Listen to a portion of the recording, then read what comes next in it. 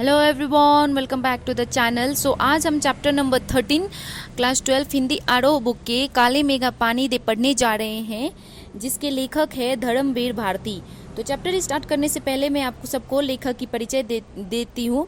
Okay, तो धर्मवीर भारती का जन्म सन 1926 इलाहाबाद उत्तर प्रदेश में हुआ था और उनकी प्रमुख रचनाएं जो हैं वो कनुप्रिया, 7 गीत, वर्ष, ठंडा लोहा, बंद गली का आखिरी मकान, सूरज का 7वां घोड़ा, गुनाहों का देवता, अंधा युग, पसयंती, कहनी अनकही, मानव मूल्य और साहित्य ठेले पर हिमालय, कुछ इनकी ऐसे प्रमुख रचनाएं हैं।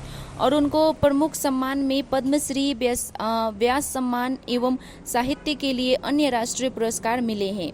और उनका निधन सन 1997 में हुआ है। ओके, सो यहाँ प्रस्तुत संस्मरण काले मेघा पानी दे में लोक प्रचलित विश्वास और विज्ञान के द्वंद्व का सुंदर चित्रण है। विज्ञान का अपना तर्क है और विश्वास का अपना सामर्थ्य। इनमें कौन कितना सार्थक है, यह प्रश्न पढ़े लिखे समाज को उद्वेलित करता रहता है। इसी दुविधा को लेकर लेखक ने पानी के संदर्भ में प्रसंग रचा है।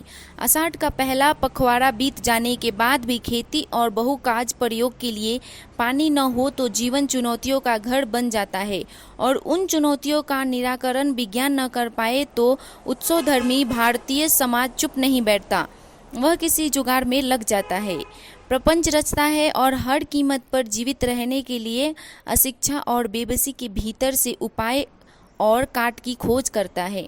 लेखक ने अपने किशोर जीवन के इस संस्मरण में दिखलाया है कि अनावृष्टि दूर करने के लिए गांव के बच्चों की इंद्र सेना द्वार द्वार पानी मांगते चलती है, और लेखक का तर्कशील किशोर मन भीषण सूखे में उसे पानी का निर्मम बर्बादी के रूप में देखता है।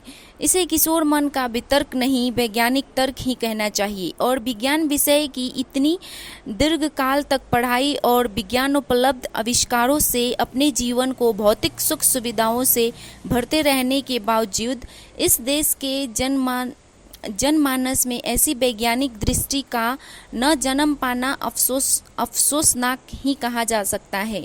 पर जनता के लिए सामूहिक चित्त में बैठे विश्वासों को का क्या करे, जिनसे संचालित होने वाले कुछ लौकिक कर्मकांड संस्कृति की घटना के रूप में हमें लगते हैं।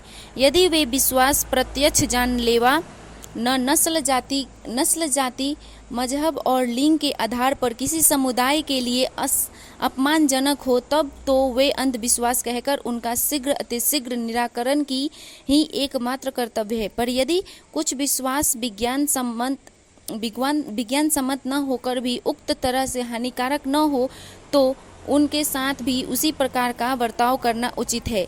ऐसा करने में क्या हमारे संस्कृति मन में खाली खाली हो जाने का खतरा नहीं है? विश्वास की भी तो एक रचनात्मक भूमिका हो सकती है, आपातकाल में निराशा दूर करने या अधीरता को थामने अथवा विभक्त जन चेतना को जोड़ने के अर्थ में। अब सवाल रह जाता है कि बारिश के लिए किए जाने वाले उक्त भोले प्रयत्न किस कोटि के अंतर्गत है।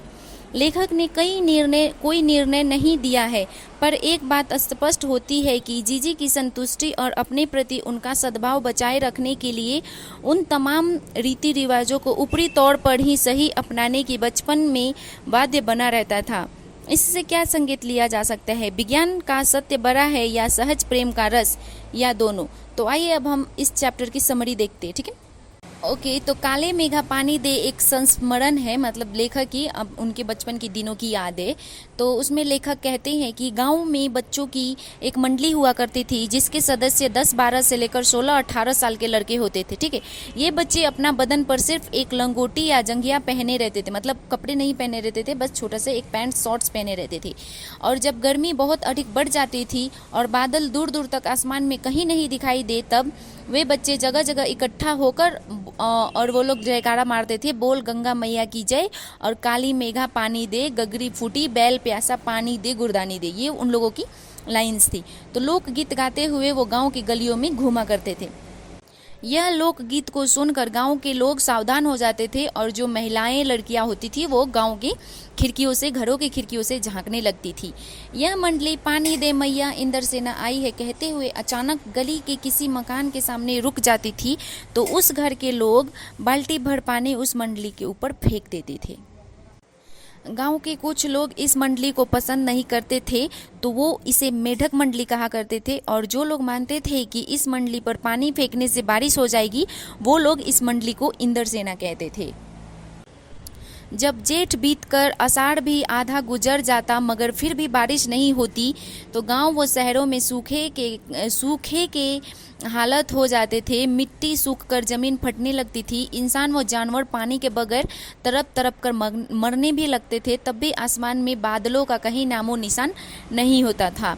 ऐसे मुश्किल हालातों में लोग अपने क्षेत्रों में प्रचलित लोक विश्वास जैसे पूजा पाठ, हवन, यज्ञ करवाते थे ताकि इंद्र भगवान इससे प्रसन्न होकर पानी बरसाएं।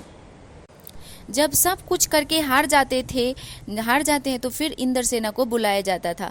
इंद्रसेना भगवान इंद्र से वर्षा की प्रार्थना करती हुई, गीत गाती हुई पूरे गांव से निकलती थी। उस समय लेखक का भी पानी मिलने की आशा में यह सब कुछ ठीक लगता था। परंतु एक बात लेखक को समझ नहीं आती थी कि जब चारों ओर पानी की इतनी कमी है, जानवर और इंसान दोनों ही पानी के लिए तड़प रहे हैं और इतनी मुश्किलों से जो पानी उन लोगों ने इकट्ठे करके रखे हैं उसको इंद्रसेना के ऊपर डालकर बर्बाद क्यों करते हैं। उनको लगता है कि यह तो सरासर अंधविश्वास है जो देश को न जाने कितना नुकसान पहुंचा रहा है। फिर लेखक कहते हैं कि यह इंद्रसेना नहीं बल्कि पाखंड है। अगर यह इंद्रसेना सच में इंद्र महाराज से पानी दिलवा सकती तो वह अपने लिए पानी मांग लेती, राइट। इस तरह से अंधविश्वास के कारण ही तो हम अंग्रेज से पिछड़ गए हैं और उनके गुलाम हो गए हैं। लेखक आगे बताते हैं कि वो भी लगभग इंद्रसेना में शामिल बच्चे की ही उम्र के थे। उनके अंदर बचपन से ही आर्य समाजी संस्कार पड़े थे। वो उस समय कुमार सुधार सभा के उप मंत्री भी थे, जिसका कार्य समाज में सुधार करना, वो अंधविश्वास को दूर करना था। हालांकि लेखक हमेशा अपनी वैज्ञानिक सोच के आधार पर इस अंधविश्वासों के तर्क ढूंढते रहते थे। फिर भी वो इस बात को स्वीकारते हैं कि उन्होंने भी अपनी वैज्ञानिक सोच को अलग रखते हुए ऐसे कई रीति रिवाजों को अपनाया है जो उन्हें अपनी जीजी ने अपनाने को कहा। उन्होंने वो सब बातें मानी जो उनकी जीजी ने उनसे बस करने के लिए कहा। लेखक कहते हैं कि उन्हें सबसे अधिक प्यार उनकी जीजी से ही मिला है। वो रिश्ते में लेखक की कोई नहीं थी। वो उम्र में उनकी माँ से भी बड़ी थी, लेकिन वो अपने परिवार वालों से पहले लेखक को ही पूजा पाठ, तीज त्योहार आदि में बुलाया करती थी और उनके हाथ से ही सारा काम करवाया करती थी ताकि जो वो पूजा पाठ का पुण्य मिले वो लेखक को सबसे ज़्यादा मिले। और लेखक उनकी हर बात माना करते थे। लेकिन जब उनकी जीजी ने इंद्रसेना पर पानी फेंकने को कहा लेखक को, तो लेखक ने साफ मना कर दिया। लेकिन जीजी ने खुद ही बाल्टी भर पानी उनके ऊपर फेंक दिया, जिससे देखकर लेखक नाराज हो जाते हैं। फिर जीजी ने लेखक को मनाते हुए समझाया कि यह पानी की बर्बादी नहीं है, यह तो पानी का अर्घ है जो हम इंद्रसेना के माध्यम से इंद्रदेव पर चढ़ाते हैं। फिर उन्होंने कहा कि जो इंसान पाना चाहता है उसे पहले देगा नहीं तो पाएगा कैसे। इसलिए ऋषि मुनियों ने दान को सबसे ऊंचा स्थान दिया है। मतलब जीजी का कहना है कि अगर हमें कुछ पाना है तो उसके पहले हमें कुछ देना होगा। इस बात पर लेखक कहते हैं कि ऋषि मुनियों को क्यों बदनाम करती हो जीजी, जब आदमी पानी की एक एक बूंद को तरसे तब पानी को इस तरह बहाओगे क्या। इस पर जीजी थोड़ी देर चुप रहती हैं। फिर उन्होंने कहा कि भैया, बिना त्याग के दान नहीं होता। अगर तुम्हारे पास करोड़ों रुपए हैं और तुमने उसमें से कुछ रुपए दान कर दिए तो वो दान नहीं है। दान तो वह है जब किसी के पास कोई चीज़ कम है फिर भी वह उस वस्तु का दान कर रहा है तो उस दान का फल मिलता है। लेखक उनकी बात काटते हुए कहते हैं कि यह सब ढकोसला है और मैं इस बात को नहीं मानता। फिर जीजी बोलती है उनकी कि तू तो पढ़ा लिखा है मगर मैं पढ़ी लिखी नहीं हूँ, लेकिन मैं इस बात को अनुभव से जानती हूँ कि जब किसान 30-40 मन गेहूँ उगाना चाहता है तो वह 5-6 सेर अच्छा गेहूं जमीन में क्यारियों बनाकर फेंक देता है और वह इस तरह से गेहूं की बुआई करता है। बस हम भी तो पानी की बुआई ही कर रहे हैं। जब हम यह पानी गली में बोएंगे तब तो शहर कस्बे और गांव में पानी वाले बादलों की फसल आएगी। हम बीज बनाकर पानी देते हैं और फिर काले मेघा से पानी मांगते हैं। जीजी का कहने का मतलब ये था कि मतलब अगर कोई किसान अनाज उगाना चाहता है तो उससे पहले वो खेत में बीज डालता है, राइट। तो वो बीज पहले डालता है, उसके बाद ही वो किसान फल काटता है।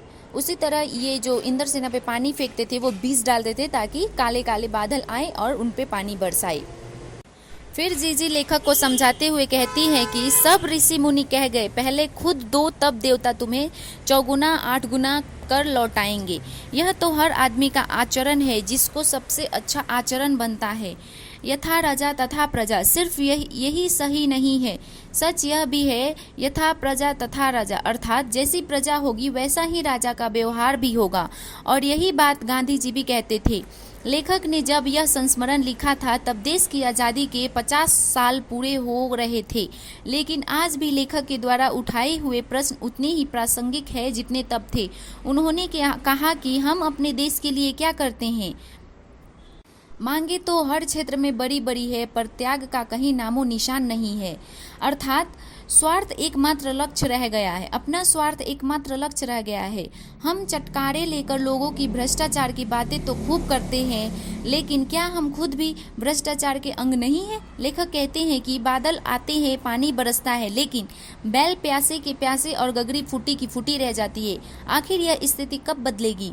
लेखक की यह पंक्ति हमारे सामाजिक व्यवस्था पर एक व्यंग है, क्योंकि हमारे देश में हर वर्ष गरीबी, बेबसी, बेसहारा, अनाथ लोगों के लिए हजारों योजनाएं बनती है, लेकिन इन योजनाओं का लाभ उस वर्ग को नहीं मिल पाता है। यह सभी योजनाएं भ्रष्टाचार की भेंट चढ़ जाती है। उच्च अधिकारी वर्ग से लेकर निम्न स्तर तक के सभी सरकारी कर्मचारियों की जेब भर जाती है, मगर जिनके लिए योजना बनाई जाती है उनका तो कोई लाभ ही नहीं मिलता। विकास की बातें तो बहुत की जाती है, मगर यह विकास सिर्फ कागजों तक ही सीमित रहता है।